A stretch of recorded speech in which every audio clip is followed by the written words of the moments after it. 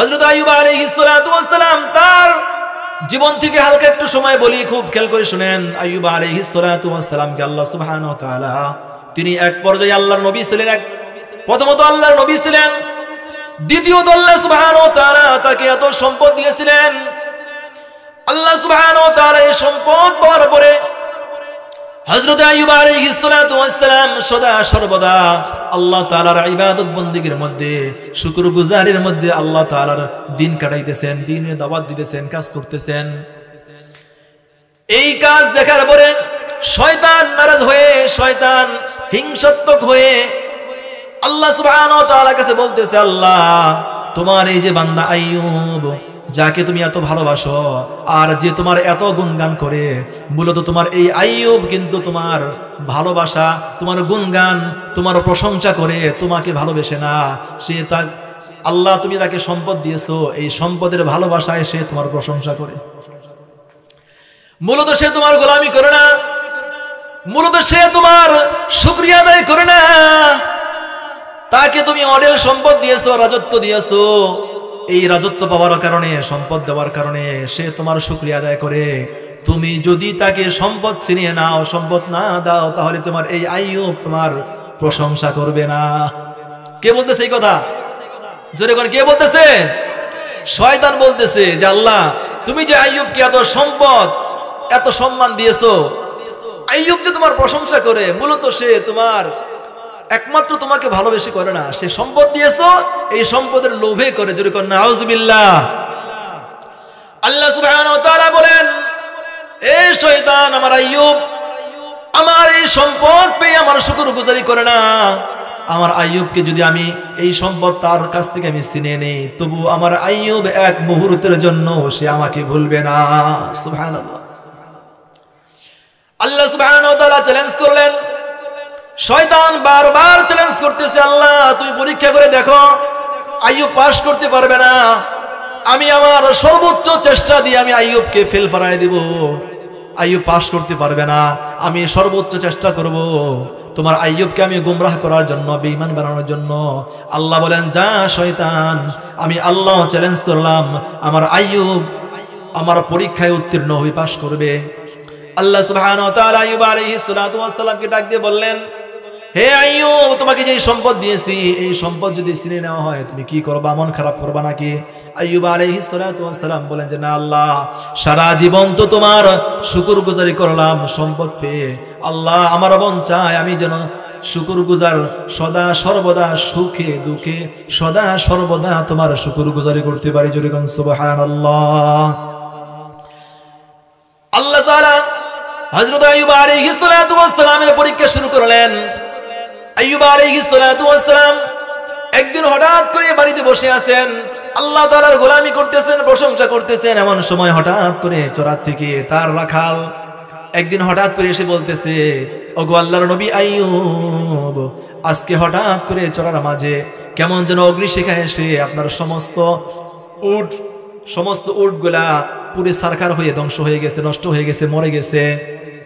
আইয়ুব আলাইহিস সালাতু ওয়াস সালাম সঙ্গে সঙ্গে আল্লাহ সুবহানাহু ওয়া তাআলার শুকরিয়া আদায় করলেন। তিনি বললেন, আলহামদুলিল্লাহ। জোরে কোন আলহামদুলিল্লাহ। আইয়ুব আলাইহিস সালাতু ওয়াস সালাম আলহামদুলিল্লাহ বললেন। তার কাজের লোকরা জিজ্ঞেস করলো, আপনি আলহামদুলিল্লাহ বললেন কেন? আইয়ুব আলাইহিস সালাতু ওয়াস সালাম ডাক দিয়ে বলতেছেন, ও আল্লাহর বান্দা, শোনো, এই সম্পদের মালিক তো আমি না, এই সম্পদের মালিক হচ্ছেন আমার আল্লাহ। সম্পদের মালিক কে? তিনি বললেন যে আল্লাহ আমাকে সম্পদ দিয়েছেন, ওই আল্লাহ আমার সম্পদ নিয়েছেন, এখানে আমার কিচ্ছু করার নাই। আজকাল আমাদের যদি এমন হয়, সম্পদ নিয়ে যায়, দেওয়ার পর নিয়ে যায়, আমরা আল্লাহকে গালি পর্যন্ত দিই। কথা বলেন ঠিক কিনা? দেই কিনা? বলে যে আল্লাহ আর কাউরে দেখে না, আর কাউরে চোখে দেখে না, বলে কি বলে না? যে আমার এই গরুটাই মরলো, আমার এই ছাগলটাই মরলো, বলে কি বলে না? কিন্তু আল্লাহর নবী আইয়ুব আলাইহিস সালাতু ওয়াস সালাম শুকরিয়া আদায় করলেন, আল্লাহ, তুমি যা করেছো আলহামদুলিল্লাহ, আমি তোমার প্রতি সন্তুষ্ট। এর আরো কয়েকদিন পরে আইয়ুব আলাইহিস সালাতু ওয়াস সালামের ধন সম্পদ যেগুলো চরার মধ্যে ছিল, হঠাৎ করে একদিন এরকম বিজলি এসে আগুন ধরে সমস্ত সম্পদগুলা পুড়ে যায়, ছারখার হয়ে যায়। কাজের লোকগুলো এসে বলে, আল্লাহর নবী আইয়ুব, আপনার সমস্ত সম্পদগুলা যে পুড়ে ছারখার হয়ে গেছে। আইয়ুব আলাইহিস সালাতু ওয়াস সালাম আবারও ডাক দিয়ে বললেন, আলহামদুলিল্লাহ, আল্লাহ যা করেছেন আমি তার উপরে সন্তুষ্ট আছি, আলহামদুলিল্লাহ। আইয়ুব আলাইহিস সালাতু ওয়াস সালাম এইভাবে প্রশংসা করতে লাগলেন।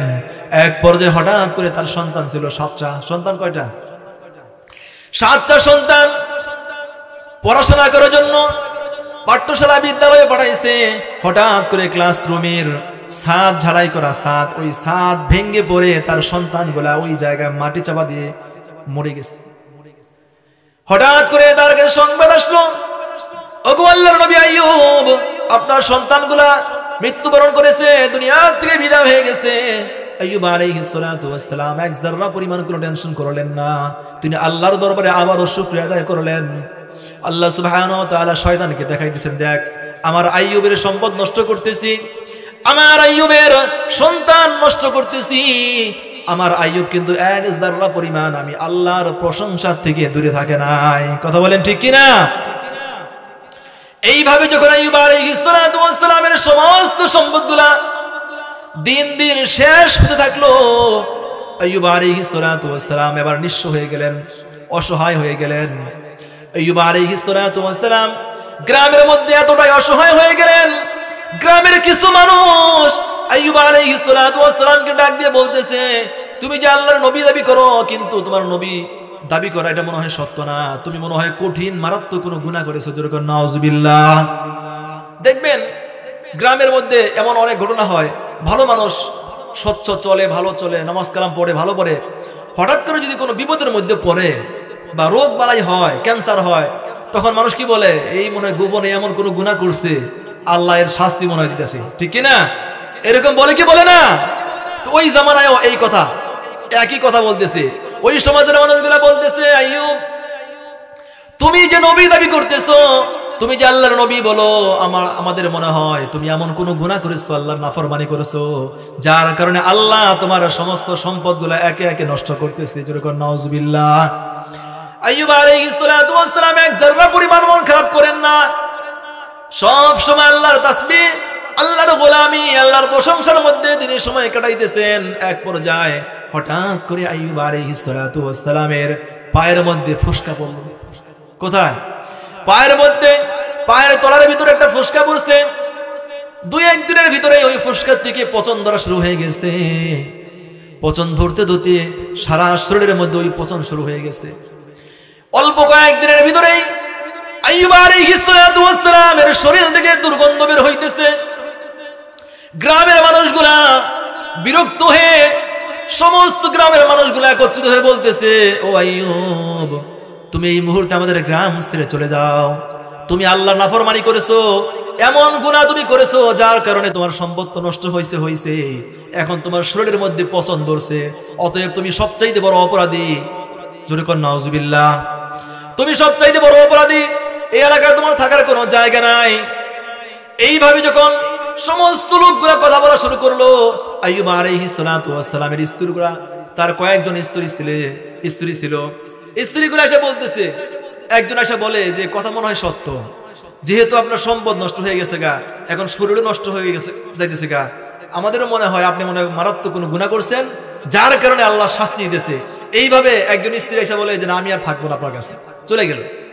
দ্বিতীয় স্ত্রী আরেকজন, সেও একই কথা, যে না, মনে হয় আল্লাহ আপনার উপরে নারাজ হয়েছে, বেজার হয়েছে, যার কারণে আল্লাহ আপনাকে এত বড় গজব দিছে, আমি আর থাকবো না। দেখবেন আমাদের বাংলাদেশে এরকম কিছু কিছু ঘটনা ঘটে, যখন স্বামী অসুস্থ হয়ে যায়, প্যারালাইসিস হয়ে যায়, তখন অনেক স্ত্রী এরকম পাওয়া যায়, তারা স্বামীর কাছে আর থাকে না, চলে যায়। কথা বলেন ঠিক কিনা? আছে না এরকম?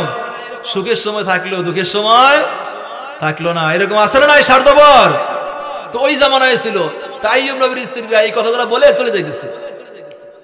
সর্বশেষ তার একজন স্ত্রী, যার নাম হচ্ছে রহমা, বাংলায় হলো রহিমা, এই স্ত্রী রাহিমা, তিনি বললেন, ও প্রাণের স্বামী, আমি আপনার কাছ থেকে চলে যাইব না, আমি এই নাফরমানি করব না। সুখের দিনে আপনার পাশে ছিলাম, এখন আপনার কষ্টের সময়, দুঃখের সময়, এখন আমি আপনাকে ছেড়ে যাব না। আইয়ুব আলাইহিস সালাতু ওয়াস সালাম তাকে বললেন, কেন তুমি কেন যাবে না, তুমিও চলে যাও। সবাই যখন চলে গেছে, আমার আল্লাহ একজন আছে, আল্লাহ আমাকে দেখতেছে, সবাই যদি আমাকে ছেড়ে দেয় আমার আল্লাহ আমাকে ছেড়ে দিবে না, ঠিক কি না? আইয়ুব আলাইহিস সালাতু ওয়াস সালাম বলেন আমার আল্লাহ আমাকে ছেড়ে দিবে না। বিবি রহিমা তারপরে বলতেছে যে না, আমি আপনার কাছ থেকে যাব না। এই কথা শোনার পরে আইয়ুব আলাইহিস সালাতু ওয়াস সালাম মন থেকে বিবির জন্য, স্ত্রীর জন্য একটা দোয়া করেছিলেন। দোয়া শুনবেন আপনারা। আইয়ুব আলাইহিস সালাতু ওয়াস সালাম মন থেকে সুন্দর একটা দোয়া করেছিলেন আর বলছিলেন, আল্লাহ তোমার মঙ্গল কামনা করি, আল্লাহ তোমার মঙ্গল দান করুক, আল্লাহ তোমাকে মঙ্গল দিন। এত সুন্দর একটা দোয়া করেছিলেন। এরপরে কিছুক্ষণের মধ্যেই বিবি রহিমার কাছে এলাকার লোকজন বলতেছে, রহিমা তোমার স্বামীকে নিয়ে তুমি কোথায় যাবা, যাও, এই এলাকায় আর থাকার তোমাদের কোনো জায়গা নাই, অতি দ্রুত এই এলাকা ছেড়ে চলে যাও। বিবি রহিমা এই কথা শোনার সঙ্গে সঙ্গে আইয়ুব আলাইহিস সালাতু ওয়াস সালামকে সঙ্গে নিয়া চাটার মধ্যে উঠাইয়া কাদের মধ্যে নিয়া ওই এলাকা ছেড়ে পরের একটি এলাকায় গ্রামের মধ্যে যায়। ওই গ্রামের মানুষগুলা বলে, আমাদের এলাকার মধ্যে, গ্রামের মধ্যে থাকার তোমাদের কোনো জায়গা নাই, এই এলাকা ছাড়ো। বিবি রহিমা তার স্বামীকে নিয়ে, আইয়ুব আলাইহিস সালাতু ওয়াস সালামকে নিয়ে ওই এলাকা ছেড়ে চলে যায়। দ্বিতীয় আরেক এলাকায় চলে যায়। ওই এলাকার মধ্যে থাকার জন্য আবেদন করে। ওই এলাকার মানুষগুলা বলে যে না, আমাদের এলাকার মধ্যে থাকা যাবে না, আমাদের এলাকা ছাড়ো। এইভাবে তৃতীয় আরেক এলাকায় যায়। এইভাবে তৃতীয়, চতুর্থ, পঞ্চম, ষষ্ঠ, সপ্তম এলাকায় যাওয়ার পরে সবাই যখন বিদায় করে দেয়, বিবি রহিমা তিনি বললেন, আমি আর কোন এলাকার মধ্যে আশ্রয় নিব না। তিনি চিন্তা করলেন, আমার স্বামীকে নিয়ে আমি একটা গহীন জঙ্গলের মধ্যে যে আশ্রয় নিব। বিবি রহিমা গহীন একটা জঙ্গলের মধ্যে আশ্রয় নিয়া গাছের ডাল পাতা দিয়ে সুন্দর করে ছাউনি দিয়ে একটা ঝোপড়া বানাইলেন। আপনারা দেখছেন না যে গাছের পাতা দিয়া, ডাল দিয়া দিয়া অনেক বনের ভিতরে সুন্দর সুন্দর ঝোপড়া বানায় ছোট করে, ওই রকম একটা ঝোপড়া বানাইলেন। আর বিবি রহিমা স্বামীকে সান্ত্বনা দিলেন, ওগো আল্লাহর নবী, আল্লাহ আপনাকে দেখতেছেন, আপনি ধৈর্যশীল, আল্লাহ তাআলা আপনার পরীক্ষা নিতেছেন, আমি আপনাকে ছেড়ে যাব না, আমার যত কষ্টই হোক না কেন আমি আপনাকে ছাড়া এক মুখ। সুবহানাল্লাহ। এইরকম সান্ত্বনা দেখবেন, স্ত্রী যদি স্বামীর কষ্টের সময় পাশে বসে সান্ত্বনা দেয়, তখন কি ভালো লাগে না খারাপ লাগে? জোরে কেন, ভালো লাগে না খারাপ লাগে? ভালো লাগে, কারণ আপনি এখন অসুস্থ। এই সময় যদি স্ত্রী আপনার পাশে বসে সান্ত্বনা দেয়, ও প্রাণের স্বামী, আল্লাহ একজন আছেন, আল্লাহ তাআলা আপনার উপর রহমত করবেন, আমি আপনার পাশে আছি, আপনার কোনো ভয় নাই, আপনার কোনো চিন্তা নাই। বলেন তো, অসুস্থ স্বামীর সাহস বাড়বে না কমবে? কমবে না বাড়বে? বাড়বে। যেমন আপনার আমার প্রিয় নবী বিশ্বনবী মুহাম্মদুর রাসূলুল্লাহ সাল্লাল্লাহু আলাইহি ওয়াসাল্লাম, তিনি যখন ওহীপ্রাপ্ত হলেন, হেরা গুহা থেকে যখন বাসায় আসলেন আর বললেন, জাম্মিলুনি জাম্মিলুনি, আমাকে চাদর দিয়ে, কম্বল দিয়ে আমাকে জাপড়ায় দাও, আমাকে জড়ায় দাও। তখন বিবি খাদিজা বলতেছিলেন যে, ওয়াল্লাহি, আল্লাহর কসম খেয়ে বলি, আল্লাহ আপনাকে ফালায়া দিবে না, আল্লাহ আপনাকে ছেড়ে দিবে না, আল্লাহ আপনাকে কখনোই ক্ষতির মধ্যে দিবে না। এই সাহস, এই শক্তি আল্লাহর হাবিব সাল্লাল্লাহু আলাইহি ওয়াসাল্লামকে আরো 3 গুণ সাহস শক্তি দিয়ে তার মনকে আরো মজবুত করে দিয়েছে। কথা বলেন ঠিক কিনা? ঠিক আইয়ুব আলাইহিস সালাতু ওয়াস সালামের স্ত্রীও এই কথা বলতেছে, প্রাণের স্বামী, আমি আপনাকে ছেড়ে যাব না, যত কষ্টই হোক, আমার জীবন যতক্ষণ পর্যন্ত আছে আমি আপনাকে ছেড়ে যাব না। জোরে কোন সুবহানাল্লাহ। বিবি স্ত্রী রহিমা তিনি বলেন, আমার যতই কষ্ট হোক না কেন আমি আপনাকে ছেড়ে যাব না। তাকে ওই ঝোপড়ার মধ্যে রাইখা বিবি রহিমা প্রত্যেকদিন পাশের গ্রামে যায়, কাজ করার জন্য যায়। সকাল থেকে নিয়ে সন্ধ্যা পর্যন্ত কাজ করে, আর যা হয় খাদ্য যা কিছু হয়, বিকেলবেলা আসার পরে তার স্বামীকে উঠাইয়া বসাইয়া নিজ হাতে স্বামীকে খাওয়ায়। জোরে কোন সুবহানাল্লাহ। আইয়ুব আলাইহিস সালাতু ওয়াস সালাম বিবি রহিমার জন্য বারবার দোয়া করে আর আল্লাহর তাসবিহ তাহলিল সদা সর্বদা আল্লাহর প্রশংসা করে। এক পর্যায়ে এইভাবে দিন চলতে থাকে, বছর যায়, দিন যায়, বছর যায়, একদিন 2 দিন যাইতে যাইতে একাধারে 18 বছর পর্যন্ত এইভাবে বিবি রহিমা স্বামীর খেদমতের মধ্যে রয়ে গেছে। একদিন হঠাৎ করে বিবি রহিমা সকাল থেকে নিয়ে সন্ধ্যা পর্যন্ত কাজের জন্য গ্রামের মধ্যে জিয়ের কাজের জন্য ঘুরতেছে, কোথাও পাইতেছে না। অনেক কষ্ট বুকের মধ্যে, বুক বড় ব্যথা নইয়া একজন ইহুদির ঘরে গিয়া